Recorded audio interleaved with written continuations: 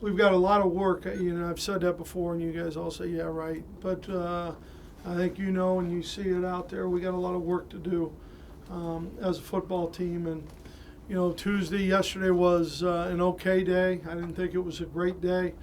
A lot of that is the mental things of game planning. It always seems to happen that way. Every Tuesday's not near as good as Wednesday, and not near as good as Thursday, because you tweak your plan a little bit, and you've got to have on both sides of the ball. And the kicking game, you need to have something that your kids number one can execute, obviously, and perform well, but at the same time you want to take advantage of some things that you want to from your opponent, and trying how you're going to attack them on either side of the ball or in a kicking game. I think Eastern is a very good football team, and when I say that, and they're 2-0 and all that, I'm talking about how they play the game, and you can tell Ron's done a great job, I think, in his footprint on that program. And I've known Ron for a number of years, and he's toughness that they want to have as a team is evident. You look at 331 yards a game, and I know they've only played 2 games, but I don't care who you're rushing the ball. If you're averaging that, that's pretty significant. So they're blocking well up front. There's a number of guys who have spent time here in Ann Arbor on that staff who are very good coaches, and guys who understand and have a philosophy on how you play the game of football. So we've got a lot of work ahead of us. We've got to play much better.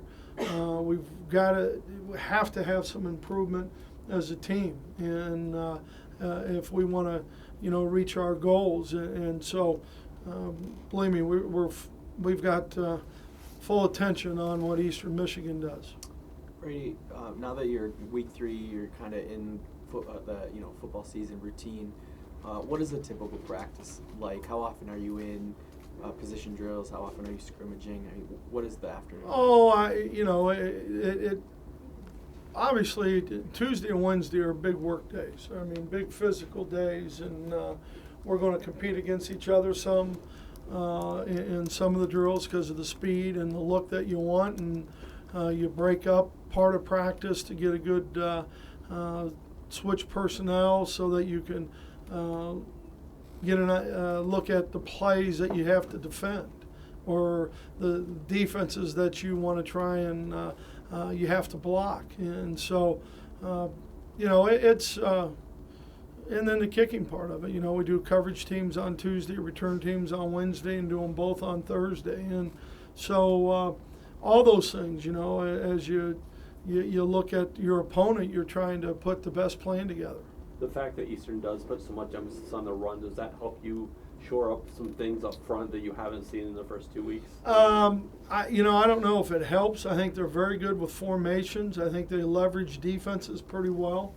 I think to some degree there's some things window dressing wise that you off the Jet series that they want to get you a little bit confused, but I think they do a nice job in and out of personnels and in and out of formations to leverage a defense. And it all goes back to the same thing. Defense, you got to play with your eyes, and you have to make sure that you're honed in on what that key is, that visual key at every position, so that you can react in the proper manner. Brady, has Cam practiced this weekend? What's his step? Yeah, he practiced yesterday, ran around some, did some things. My biggest concern right now for him is his conditioning level, because he's missed a lot of time, Tim. And so I think we'll, get through that. But right now he's available. People talk about the most improvement coming between week 1 and week 2. Where did you see the most, or is that cliche? I think there's a lot of truth to that. And then you've got to continue to be championship teams. You've got to continue every week. And a lot of that comes from the mental process of how you prepare. And that's what we as a team have to do a good job of is the way we prepare every week. I think we did some good things on third downs in the second half from a defensive standpoint. I thought we adjusted well offensively at halftime. When you look at some of the runs Denard had and how Al changed up some blocking, offensively to expose it a little more and help it.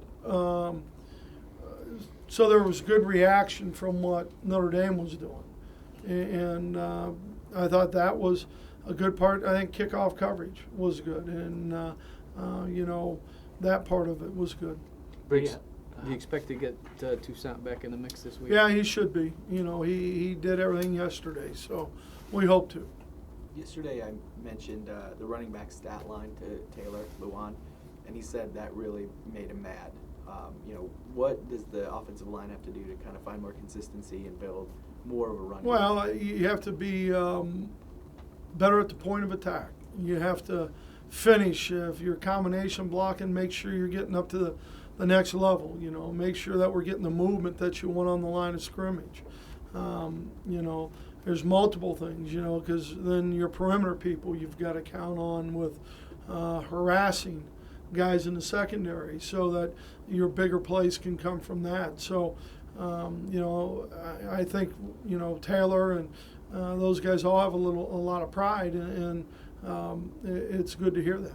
Do you think Fitz made that much of a difference rushing well in the first game versus not rushing? I don't know. I couldn't tell you that. I think we got to block better. Mark, I think that's where the game starts, So, it's like everything else. It's all of us, coaches, players, and everybody. Ricky made the start at right guard. Left guard, sorry. Is there more competition now still with him and Michael Schofield? I think, Ricky is probably cemented himself decently to some degree in there. But, if he practices badly or plays badly, then it's nice to have a little bit of an option with Mike. Brady, have you given any thought to the fact Saturday's your 100th game as a coach? No, Does it mean anything to you? not really. You referenced a little bit of an improvement on third down stops. The overall number isn't very good yet. Right. Is there a kind of a common theme or two that has happened on those plays? Yeah. I would think a couple things. Number one, I think we've got to challenge a little more in the back end. That would be first. And we let some runs that were, I think there was, 3 runs that, on third downs that, broke because of one reason or another that, we've got to execute a little better. Brady, Mike Hart's going to be on the opposite sideline on Saturday. Do you have a relationship with him? I know Mike. Obviously I wasn't here when Mike was here, but I have a lot of respect for Mike and, what he did for Michigan. And I know him well enough to, he's a good man. I like the heck out of him. The opportunity ever arose, would you welcome him back to Michigan? Well, I think all those guys are always welcome back. When you have a noon game and you are able to do everything you need to do post-game and clear out of here, is the rest of that night spent looking at other teams or teams that you might play down the road? I'll take the laptop home and, first thing I'll do is watch what we did, and then there's usually next opponents on there game-wise, and may look at that a little bit. Greg said yesterday that Will would probably get more playing time. Is that your impression based Yeah, on how he played against yeah. you? I thought Will, in fact, I asked him. I guess I'm a little naive. I said, "Is that the most you've ever played?" And he said, "Yes." I said, "Really?" So I guess I should have known that. But it was, he did some good things in there, and I think he's gaining a little bit more confidence. And he is a guy that can help us an awful lot if we can get the consistency and the improvement.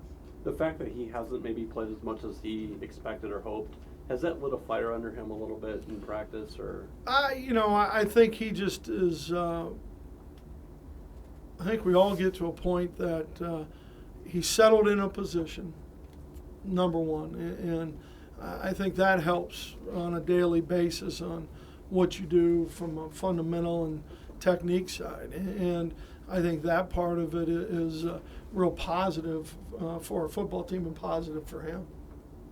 How's Troy? Is he going to be limited this week in practice? No, he did everything yesterday. I mean, I really like where he's at in a mental state right now. Obviously Michael Floyd got his yards, but when you look back, JT kind of had him one-on-one on several instances and did a really nice job considering who he was up against. What did you see from JT? Well, I think JT's improved. I think he's got a long way to go, but I think he's done some things better, and I think he has a confidence level that you want to have as a corner with not being too cocky, and I think that's an important part of it. But there's a lot, there's a lot of plays in there where he's got to play a little better too.